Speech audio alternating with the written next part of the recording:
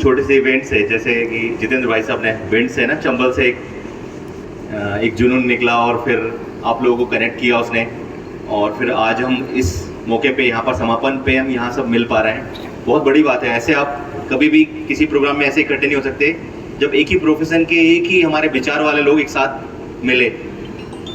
और डाइवर्सिटी तो है ही है, सभी में जगह से है, सब चीज़ों से है।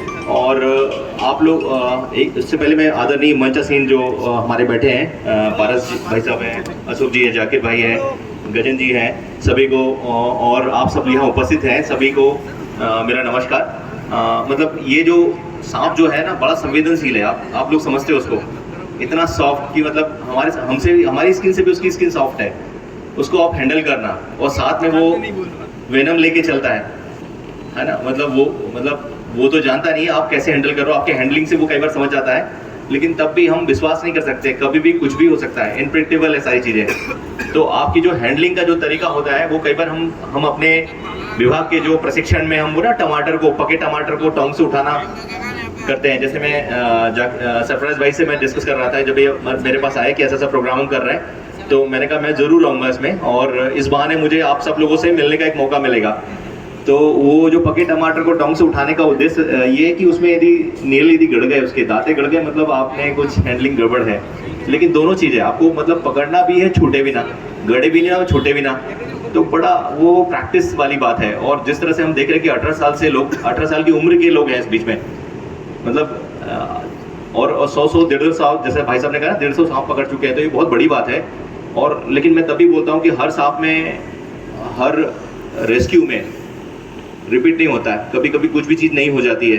तो आप कभी भी उसको मैं आपको एक सलाह दे रहा हूँ कि कभी भी उसको बिल्कुल आप नॉर्मली मत लीजिए कि अरे ये तो नॉन वेनेमस है या ठीक है कुछ आएगा नहीं, हो सकता है एक उसके साथ 2-4 और भी हों, है ना। मतलब हमने एक को देखा लेकिन बाकी को नहीं देखा, और वो हमेशा ऐसी जगह रहेगा जो बहुत ही छोटी जगह में, कचरे में, है ना, छोटे से पाइप में या ऐसी जगह या मुंडेर में, ऐसी छोटी कच्ची जगह में वो रहेंगे, वो तो बहुत रिस्क साथ में चलती है।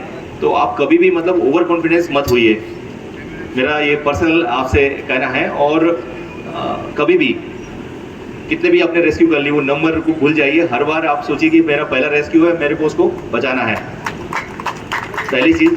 दूसरा, मतलब सांप को पकड़ रहे हो, इतने संवेदनशील को पकड़ रहे हो, तो आप संवेदनशील तो हो ही है, मतलब इतने जब रेस्क्यू कर लिए। दूसरा एक चीज़ और बोलना चाह रहा हूँ कि इनकी टेरिटरी बहुत बड़ी नहीं होती, इनकी टेरिटरी जो है, घर इनका बहुत बड़ा नहीं होता है। तो आप इनको बहुत ज़्यादा दूर 50 किलोमीटर 100 किलोमीटर दूर जाके छोड़ोगे तो वो भी मतलब उसके वेलफेयर में नहीं है, उसके कल्याण में नहीं है वो। तो वो आप उस चीज़ का भी ध्यान रखिए विशेष रूप से। दूसरा, मतलब वो तो अपने भोजन के लिए कीड़े मकोड़े, सांप, छोटे सांप भी खाएगा, जैसे कोबरा वगैरह है तो, या चूहे खाएगा, तो किसान मित्र भी हम बोलते हैं उसको। तो हमें पता नहीं चलता, मतलब किसानों के लिए मैं एक पॉइंट बोलूँ कि हमें से बहुत सारे लोग किसान भी होंगे कि आपका 10 से 15% फसल जो है कब चली जाती है आपको पता नहीं चलता। आप काटते वक्त छोड़ दोगे या कोई चुरा लेगा, वो तो आपको दिखता है सब, लेकिन ये ऐसा लॉस है 15% का, 10 से 15% का, जो बिल्कुल नहीं दिखता किसान को। ये कहाँ जा रहा है, ये छोटे छोटे कीड़े हैं या चूहे हैं, वो बरो बना के अंदर डाल रहे हैं, उसको पता ही नहीं है। तो इस बहाने कम से कम उनको हम रखेंगे तो ये हमारा 10 से 15% का रिकवर होता है, मतलब उनको बचाने से।